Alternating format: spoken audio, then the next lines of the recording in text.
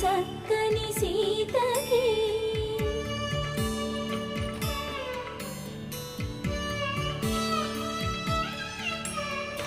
ఎర్ర జాబిలి చేయి రాముడేడని అడుగుతుంటే చూడలేదని పెదవి చెప్పే చెప్పలేమని కనులు చెప్పే నల్ల పూసైన